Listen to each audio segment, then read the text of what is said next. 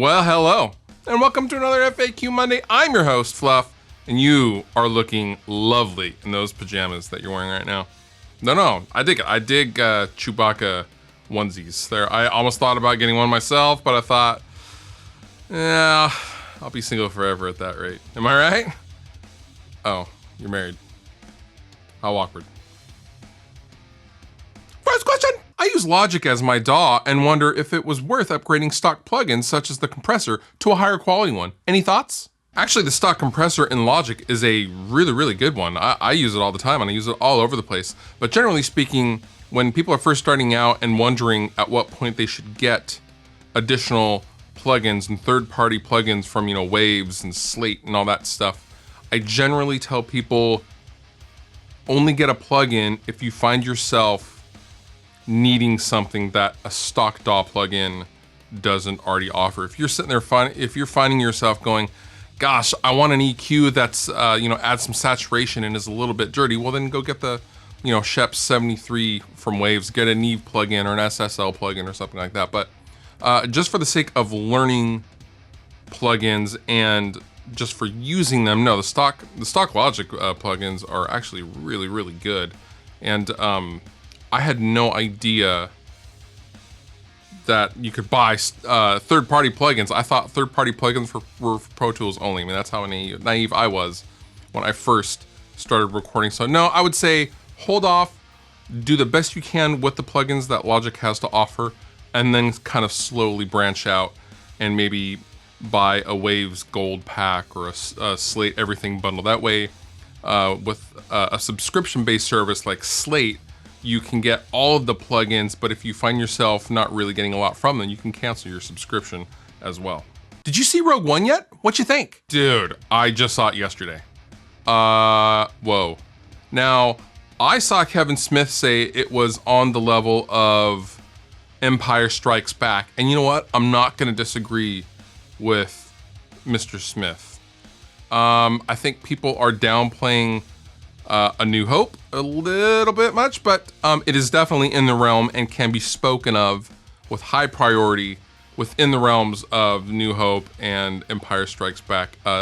Damn fine movie. If you haven't already seen it and you like Star Wars, I highly recommend you go see Rogue One. Just a marvelous piece of cinematography. Fluff, what's your favorite car of all time? This is a really tough one because I'm a car guy, but there's a lot of them. I mean, cars are a lot like amps and guitars and stuff like that. You see a lot that you would like and that you would like to own and maybe you would like to play, but maybe you're like, and there's only a few that you're like, I have to have that one. That one really speaks to me. And I tried to fight it for many years, but my old man is a diehard Mopar guy, and the older I get, the more I realize I really like the Mopar muscle cars of the late 60s and early 70s.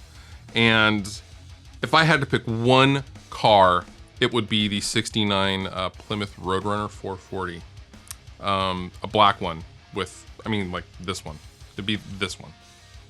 I think that is the embodiment of a classic American muscle car. And, Mustangs are cool, Camaros are cool, Chevelles are cool. Actually, a 67 Chevelle would be my close second.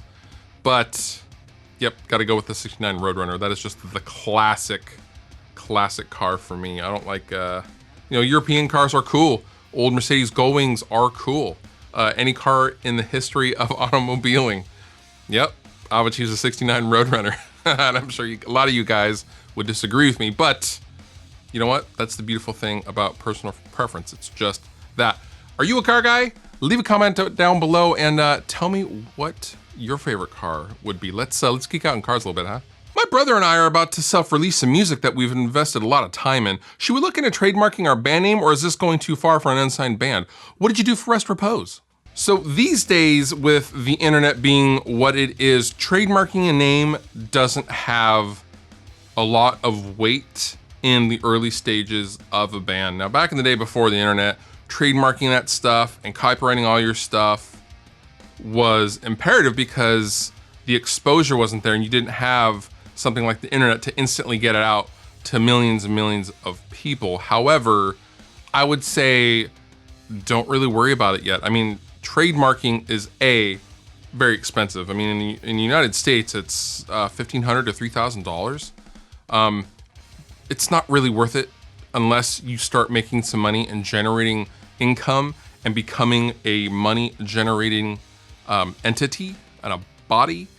Once you do that, then it is time to go and, you know, trademark names and copyright all your material and get it rock solid. But, you know, if push comes to shove and someone is in court, your little trademark thing isn't gonna hold a ton of weight. It will hold some, but not a ton. Now, I am not an entertainment lawyer, but we had talked to and had several lawyers working for us, and that was what they told us.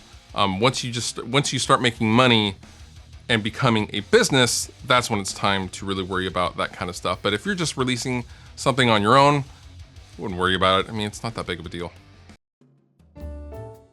And now, the dad joke of the week. Where do you bury a record? The vinyl resting place. The vinyl resting place.